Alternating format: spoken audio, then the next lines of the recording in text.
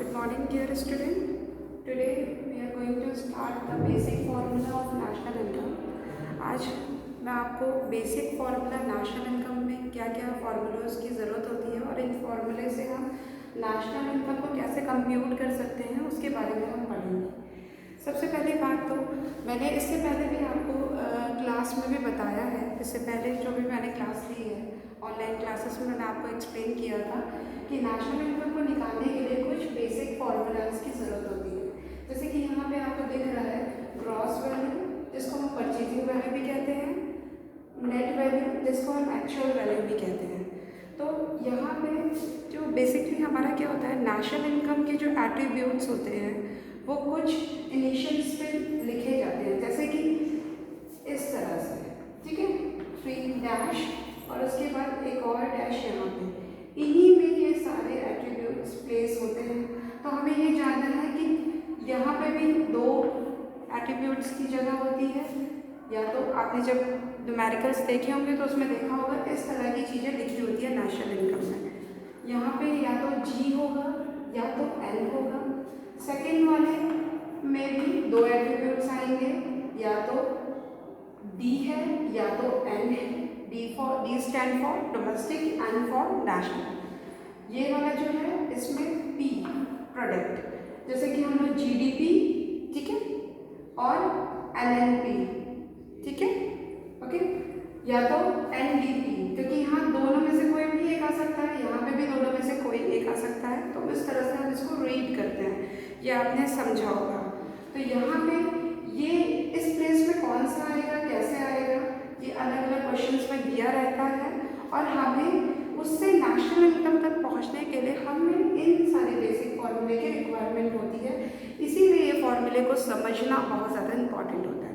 अगर आप इसको नहीं समझते हैं तो आगे नेशनल इनकम को कैलकुलेट नहीं कर पाएंगे आप, ठीक है। तो यहाँ पे एक और एट्रीब्यूट आते हैं, 2 और एट्रीब्यूट आते हैं जिसको हम एफसी या एमपी कहते हैं, ठीक है। इसके बारे में मैंने ऑनलाइन क्लासेस में आपको पहले ही बताया, factor cost, market price, okay. D stand for domestic, L stand for national, G for gross, N for net, P for product, fine. अब हम देख लेते हैं कि ये सारी जो ग्रॉस और नेट, ठीक है, अगर हमें ग्रॉस पता है तो नेट पे आने के लिए हम क्या करेंगे, नेशनल इनकम जो होती है उस तक कैसे पहुंचेंगे, ग्रॉस से एनएलपी-एफसी नेशनल इनकम है हमारी, ठीक है, और एनडीपी-एफसी हमारी डोमेस्टिक इनकम है, ये आपको पता ही है, ठीक है। तो जब हमें डोमेस्टिक इनकम मतलब कि एनडीपी-एफसी से एनएलपी-एफसी तक आने के लिए हम क्या करेंगे, वो हम इस फॉर्मूले से समझेंगे कि कैसे ये फॉर्मूले हमारे बनते हैं और हम कैसे इससे नेशनल इनकम को निकालने में ये बेसिक फॉर्मूले हमारी हेल्प करते हैं। जैसे कि फॉर एग्जांपल ग्रॉस का मतलब क्या होता है, आप सबको पता होगा। ग्रॉस, जब हम ग्रॉस की बात करते हैं, इसमें मैंने लिख दिया है परचेजिंग वैल्यू। कभी भी आपने कोई भी सामान खरीदा, ठीक है, जो फर्स्ट हैंड आपने सामान खरीदा, मैंने मोबाइल फ़ोन खरीदा, ठीक है, 20,000 का मोबाइल फ़ोन है, तो वो उसकी परचेजिंग वैल्यू हुई, वो क्या हुई, ग्रॉस वैल्यू भी, ठीक है। जो परचेजिंग वैल्यू है वो ग्रॉस वैल्यू है। हमने जब सामान खरीदा तब मोबाइल हमने खरीदा तो वो हमारी ग्रॉस वैल्यू 20,000 हो गई। 20,000 का फ़ोन हमने परचेज़ किया आज की डेट में, तो वो ग्रॉस वैल्यू या परचेजिंग वैल्यू हो गई। उसके बाद हमने 1 साल यूज़ किया उसको, ठीक है। 1 साल यूज़ करने के बाद अब जब सामान रेगुलरली यूज़ होता चला जाएगा, आप कॉमर्स के स्टूडेंट हैं, आप सबने पढ़ा है कि जब एसेट्स को हम यूज़ करते रहते हैं तो उसकी वैल्यू में कुछ डिक्रीज़ हो जाता है, ठीक है।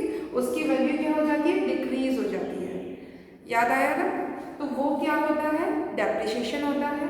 तो यहाँ पे जब हमने कोई सामान खरीदा, उसकी वैल्यू को, उसको हमने यूज़ किया, साल भर किया, 2 साल यूज़ किया, और यूज़ करने के बाद 1 ईयर यूज़ किया, उसके बाद उसमें उसकी वैल्यू जब हमने सोचा कि अब इसको निकाल के दूसरा कुछ खरीदते हैं, हमने मार्केट में उसकी वैल्यू के एनालाइज करने की सोची तो वैल्यू उसकी कम पता चली, ठीक है। हमें लगा, हमने जब उसको बेचने की सोची या एक्सचेंज करने की सोची तो हमें पता चला कि जो 20,000 का सामान लिया था अब उसकी वैल्यू घट के 10,000 हो गई, ठीक है। तो डेप्रिसिएशन यहाँ चार्ज हुआ क्योंकि हमने उसको यूज़ किया है, ठीक है।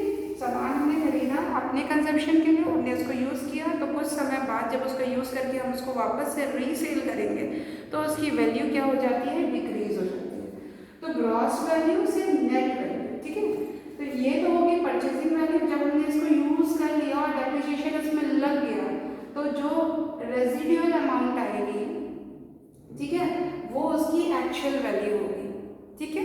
जो रीसेल अमाउंट आएगी वो उसकी एक्चुअल वैल्यू होगी। जैसे कि तो हम क्या करेंगे, ग्रॉस से नेट वैल्यू पे आने के लिए हमें क्या करना पड़ता है, ग्रॉस से नेट वैल्यू पे आने के लिए हमें क्या करना पड़ता है, ये देखिए ये होल वैल्यू है, परचेजिंग वैल्यू है, ठीक है, ये होल वैल्यू है और इसमें डेप्रिसिएशन लग जाएगा इन केस, तो हमें क्या मिल जाएगा, हमें नेट वैल्यू मिल जाएगी, ठीक है।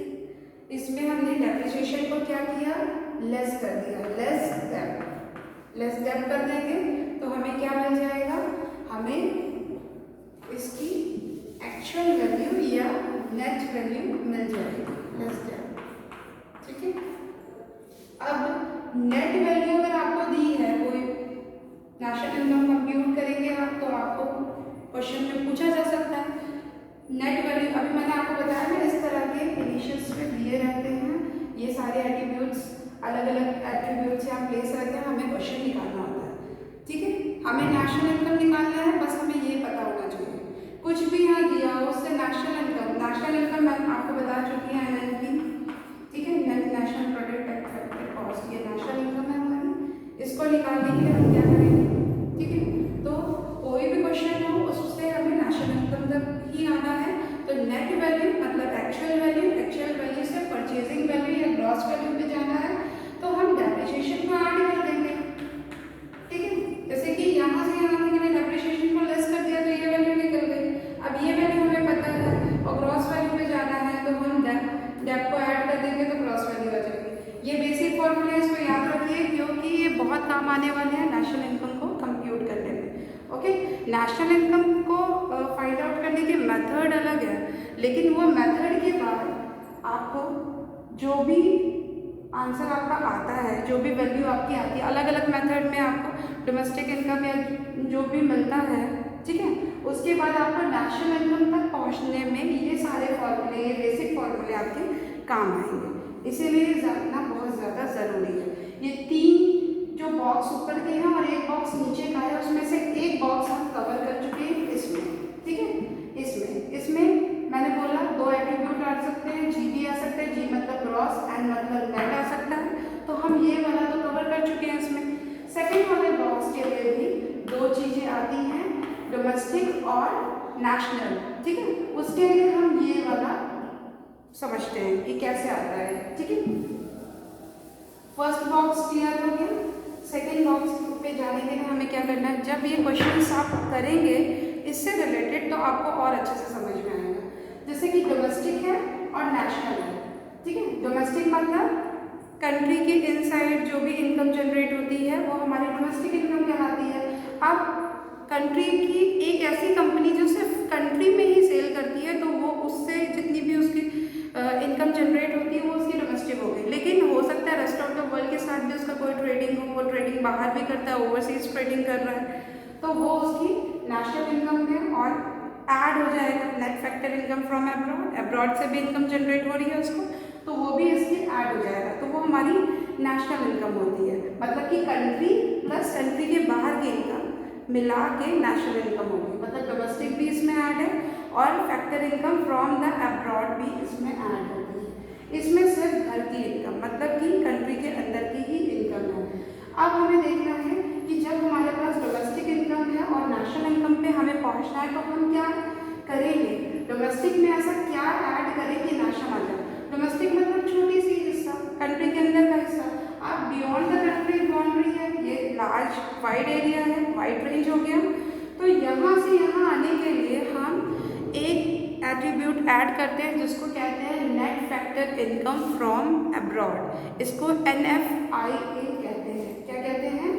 NFIA, NFIA, ठीक है।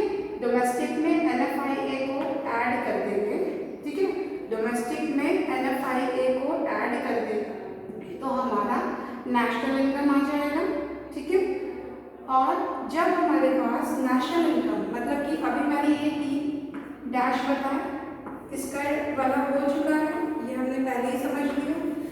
अगर ये दिया है क्वेश्चन में तो हम नेट को निकालेंगे, ठीक है, क्योंकि नेशनल इनकम पे हमें जाना है, ठीक है। क्वेश्चन में अगर जी का स्टार्टिंग कोई भी ऐसा चीज दिया होगा जो ग्रॉस डोमेस्टिक प्रोडक्ट ही दे दिया होगा, जी दिया है, तो हम नेट पे कैसे आएंगे, क्योंकि नेशनल इनकम का भी NNPFC होता है, ये आपको पता है, इसको शॉर्ट में ये कहते हैं NNPFC कहते हैं।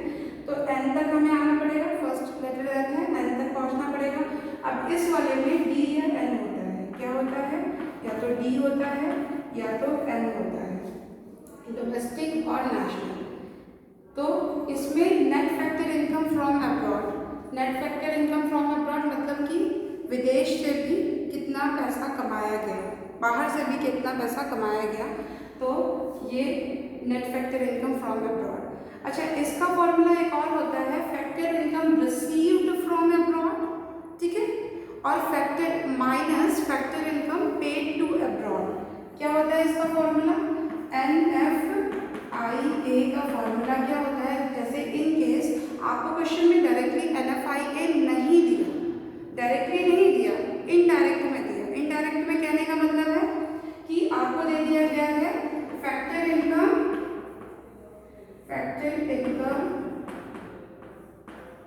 रिसीव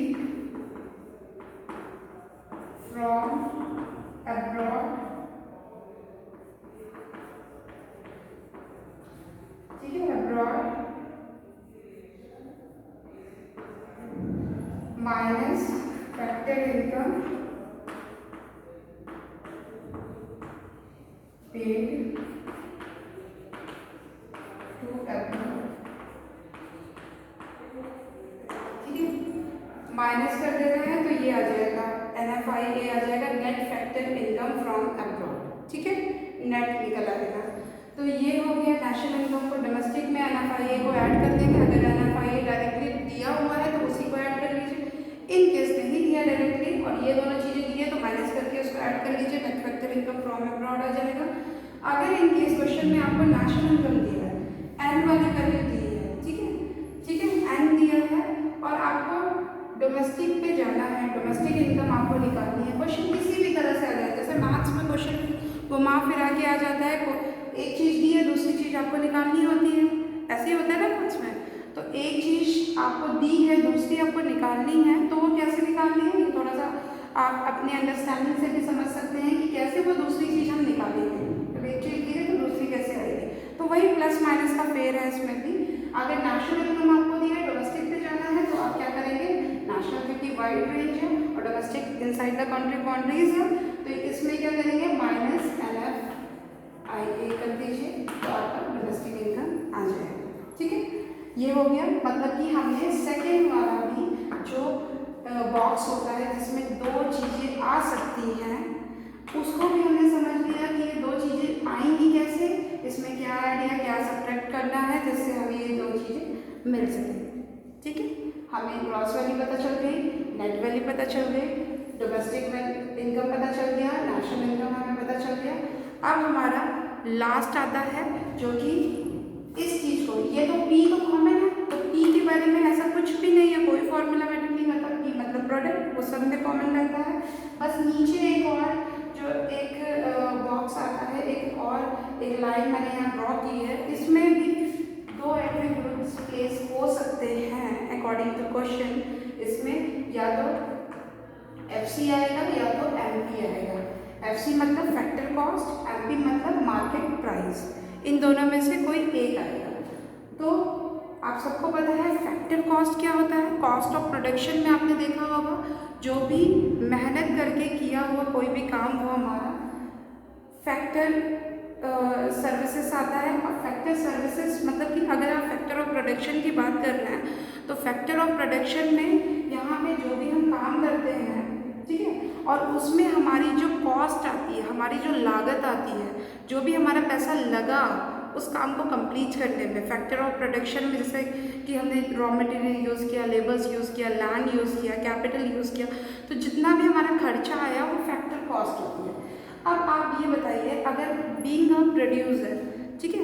उसके बाद आपने ये खर्चा इतना लगा के कोई भी सामान बनाया, उसके बाद उसको आप ट्रांसपोर्ट करके उसको लेके गए मार्केट में, उसमें कुछ ना कुछ तो टैक्स इंक्लूड हो जाता है। तो जब फैक्ट्री कॉस्ट वो होती है जो हमने बना के तैयार किया सामान, ठीक है, जितना उसमें लागत लगी। उसके बाद जब वो मार्केट तक पहुंचा तो उसमें कुछ और कॉस्ट इंक्लूड हो जाती हैं, कुछ और टैक्सेस इंक्लूड हो जाते हैं, वो हमारी मार्केट प्राइस हो जाती है। इसमें क्या इंक्लूड हो जाता है? टैक्स इंक्लूड हो जाते हैं, इनडायरेक्ट टैक्स इसमें इंक्लूड हो जाता है, ठीक है। तो इनडायरेक्ट टैक्स इसमें इंक्लूड होके हमारा मार्केट प्राइस बन जाता है। क्या बन जाता है? Market price. जैसे कि यहाँ फैक्टर कॉस्ट दिया हुआ है, जो हमने फैक्टर ऑफ प्रोडक्शन में जो भी हमारी कॉस्ट है उसको फैक्टर कॉस्ट कहते हैं। और जब हमने सामान बना के तैयार कर दिया और उसको मार्केट में उतारा, ठीक है, तो इसमें क्या इंक्लूड हो जाता है? टैक्सेस इंक्लूड हो जाते हैं। इसमें क्या इंक्लूड हो जाता है? टैक्स इंक्लूड हो जाता है, ठीक है। टैक्स इंक्लूड हो जाता है जब, तो ये मार्केट प्राइस क्रिएट हो जाता है। तो मतलब इसमें आपको NIT को ऐड करना है। किसको ऐड करना है? NIT को, NIT, नेट इनडायरेक्ट टैक्स को ऐड करना है, तो हमारी मार्केट प्राइस आ जाएगी, ठीक है। अगर आपको इन केस मार्केट प्राइस दिया है और फैक्टर कॉस्ट में आपको आना है, मैंने अभी आपको बताया कि ये जो तीसरा वाला यहाँ पे एक और जो नीचे की तरफ आपका एक लाइन ड्रॉ होती है, लाइन ड्रॉ कहें या इनिशियल्स दिखते हैं आपको, तो इसमें दो चीज़ें, दो एट्रीब्यूट्स आपके आते हैं, एक फैक्टर कॉस्ट, एक मार्केट प्राइस आता है। अब फैक्टर कॉस्ट और मार्केट प्राइस को निकालने के लिए हमें किस चीज़ की ज़रूरत होती है वो मैं समझा रही हूँ आपको, कि फैक्टर से मार्केट पे आने के लिए NIT को ऐड कर देते हैं और मार्केट से फैक्टर पे जाने के लिए NIT को क्या करते हैं? सब्ट्रैक्ट कर देते हैं, ठीक है। Okay, NIT, net indirect tax. In case net indirect tax is not given in the question, then how do you find out it? Net indirect tax अगर नहीं दिया है क्वेश्चन में, तब आप क्या करेंगे? आपको इनडायरेक्ट टैक्स दिया होगा, ठीक है, इनडायरेक्ट टैक्स में सब्सिडी माइनस कर दीजिएगा, ठीक है, सब्सिडी माइनस कर दीजिए तो आपका नेट इनडायरेक्ट टैक्स आ जाएगा। ऐसे भी आप निकाल सकते हैं, ओके। इसको आप अच्छे से नोट डाउन कर लीजिए, इसको समझ लीजिए, मैं आपको टाइम दे रही हूँ, इसको अच्छे से नोट डाउन कर लीजिए, बोर्ड से क्लियरली नोट कर लीजिए, आपके पास टाइम है, और इसे अच्छे से समझ लीजिएगा। फाइन। जैसे कि ग्रॉस वैल्यू, फिर नेट वैल्यू कैसे आई, ग्रॉस से नेट कैसे आई, डोमेस्टिक से नेशनल कैसे आई, फैक्टर से हमारी मार्केट प्राइस कैसे आई, ठीक है। इसको आप अच्छे से समझ लीजिए और आना ही चाहिए आपको। ये बेसिक फॉर्मूले अगर आपको समझ में आ गया तो आप नेशनल इनकम के और भी जो मेथड्स हैं उन मेथड्स को समझ के आंसर्स निकाल सकते हो, ठीक है। इसको अच्छे से समझ लीजिए। Okay dear student.